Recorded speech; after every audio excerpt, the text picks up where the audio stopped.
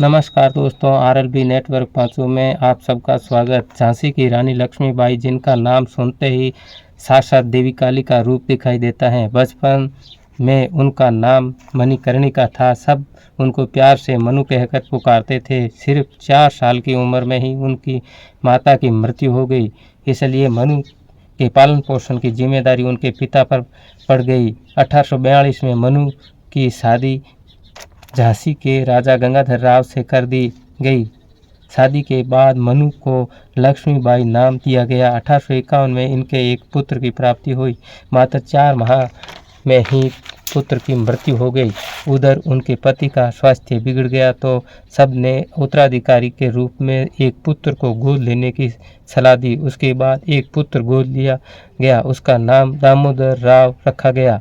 21 नवंबर 1853 को महाराजा गंगाधर राव की मृत्यु हो गई। उस समय लक्ष्मीबाई 18 वर्ष की थी। वह अकेली ही रह गई, लेकिन रानी ने हिम्मत नहीं हारी। वह अपने फर्ज को समझती रही और निभाती रही। जब दामोदर को गोद लिया गया, उस समय वहाँ अंग्रेजों का राज्य था। ब्रिटिश सरकार ने बालक दामोदर को झांसी का उत्तराधिकारी मानने से इनकार कर दिया और झांसी को ब्रिटिश साम्राज्य में मिलाने का षड्यंत्र रचने लगे। उस समय भारत में डलहौजी नामक वायसराय ब्रिटिश सरकार का नुमाइंदा था। तब रानी को पता चल लगा तो उन्होंने एक वकील की मदद से लंदन में अदालत को मुकदमा दर्ज किया, लेकिन ब्रिटिश सरकार ने रानी की अपील को खारिज कर दिया। मार्च 1854 में ब्रिटिश सरकार ने रानी को महल छोड़ने का आदेश दिया, लेकिन रानी ने निश्चय किया कि वह झांसी नहीं छोड़ेगी। उन्होंने प्रण लिया कि झांसी को आज़ाद कराकर ही दम लेगी, लेकिन ब्रिटिश सरकार ने उनके हर प्रयास को विफल कर दिया। झांसी की पड़ोसी राज्य ओरछा और द्वितीय ने 1857 में झांसी पर आक्रमण किया, लेकिन रानी ने उन्हें इरादों को असफल कर दिया।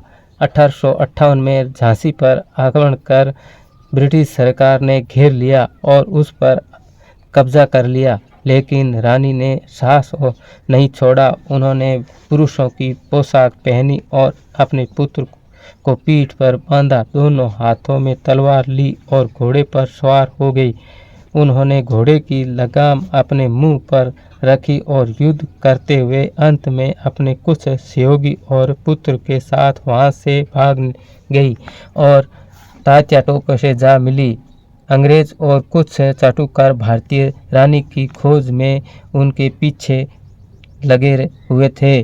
तात्या टोप से मिलने के बाद रानी लक्ष्मीबाई ने ग्वालियर की ओर कूच किया, लेकिन देश के गद्दारों ने कारण रानी ने फिर से रास्ते में शत्रुओं के साथ सामना करना पड़ा। वीरता और साहस के साथ युद्ध किया। युद्ध के दूसरे दिन 18 जून 1858 22 वर्ष की महानायक युद्ध में वीर गति को प्राप्त हुई। वह तो खूब लड़ी मर्दानी झांसी वाली रानी थी। इसी के साथ जय हिंद, जय भारत।